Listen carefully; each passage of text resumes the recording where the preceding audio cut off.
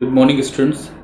In our previous lecture, we had a discussion on unit cell of 2 dimension and 3 dimension. Today, we are going to calculate the density of a unit cell.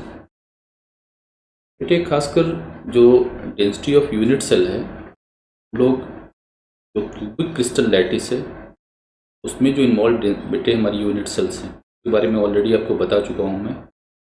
एक unit cell जो involve होती है उसको आप primitive बोलते हो, दूसरी जो इन्वॉल्व है उसको फेस सेंटर्ड बोलते हो, तीसरी जो इन्वॉल्व होती है उसको आप बॉडी सेंटर्ड बोलते हो। तो आपको बताया था कि जब क्लासिफिकेशन कर रहा था based on the position of particle, we can classify the cubic crystal lattice, the unit cell of cubic crystal lattice into this 4 classes बेटे। और सबके केस में हम लोग एक जनरलाइज एक्सप्रेशन बना सकते हैं सबके केस के लिए, which can be used to calculate the density of this particular unit cell here।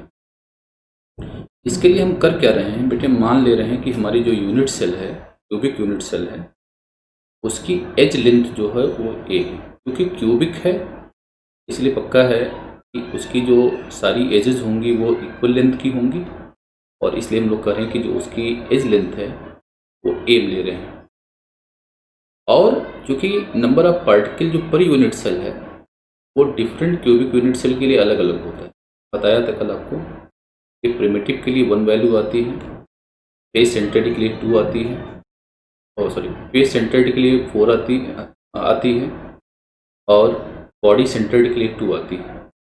इसलिए बेटा हमने क्या मान लिया कि जो number of particle per unit cell है उसको हमने कह दिया कि बेटे वो जेड है।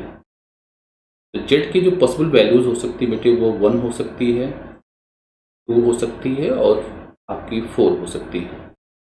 मान लिया कि बेटे उसमें इन्वॉल्व जो पार्टिकल है उस यूनिट सेल में उसका जो मोलर मास है वो कैपिटल M है।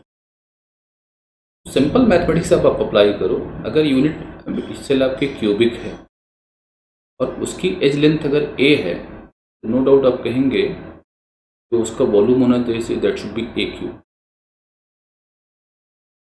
a क्यूब यूनिट क्यूब होना चाहिए। अगर आप सेंटीमीटर लेंगे सेंटीमीटर, पिकोमीटर लेंगे पिकोमीटर क्यूब, कुछ और लेंगे तो मतलब a क्यूब होना चाहिए।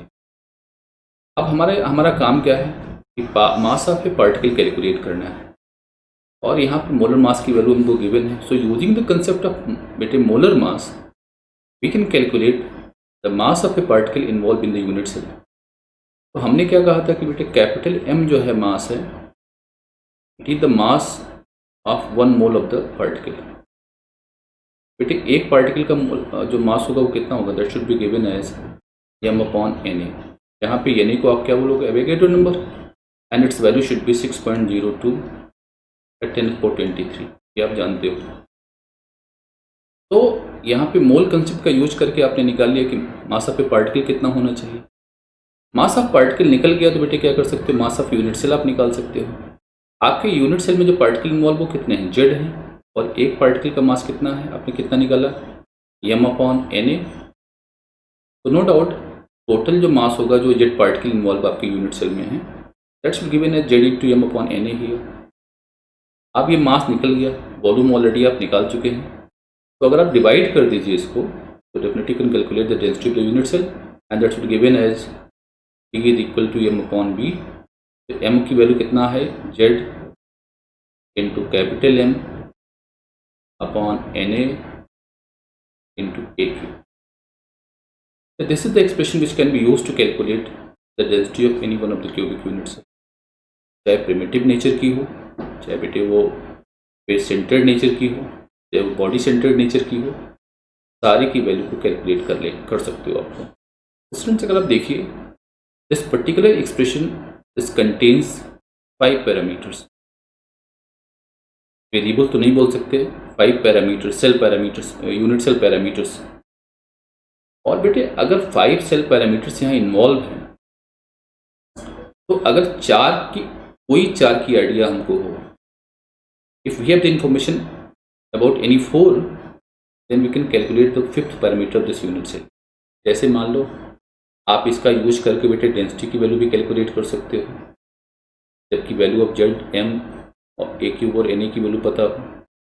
Likewise you can calculate the value of Z Likewise, you can calculate the molar mass of substance involved in the unit cell. Likewise, you can calculate the value of Avogadro number. Likewise, you calculate the edge length of the unit cell here.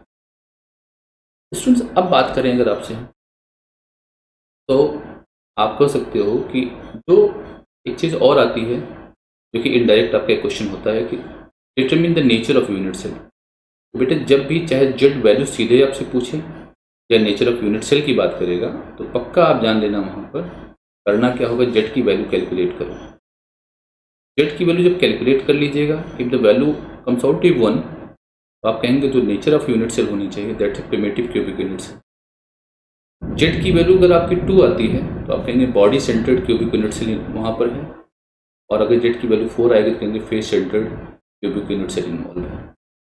एक बात और आएगी, इसका use करके आप जो particle involve हमारे unit cell में है बेटे उसकी रेडियस की वैल्यू कैलकुलेट कर सकते हैं। लेकिन रेडियस की वैल्यू हम लोग कैसे कैलकुलेट कर सकते हैं इसकी आइडिया हम लोग close packing of crystal lattice में बात करेंगे। जब आपको क्यूबिक क्रिस्टल लैटिस के क्लोज पैकिंग की बात बता देंगे, देन बेटे using this idea you can also calculate the value of R that is radius of the particle involve in unit cell. और उसके लिए करना क्या होगा, पहले बेटे आपको ए निकालना पड़ेगा, तो ए आप निकाल सकते हो इसी एक्सप्रेशन का यूज करके। फिर क्लोज पैकिंग की आइडिया में आपको ये पता लग जाएगी कि बेटा उस यूनिट सेल की ए और उसमें पार्टिकल जो इन्वॉल्व है उसकी रेडियस में क्या रिलेशन है, उस रिलेशन का यूज करके you can also calculate the radius of the particle. So these are the important applications of this particular expression of density of unit cell. Through the use of this one, we can calculate the various possible parameters of a cubic unit. Friends, now using all these ideas, let us try to attempt these 3 problems. Thank you.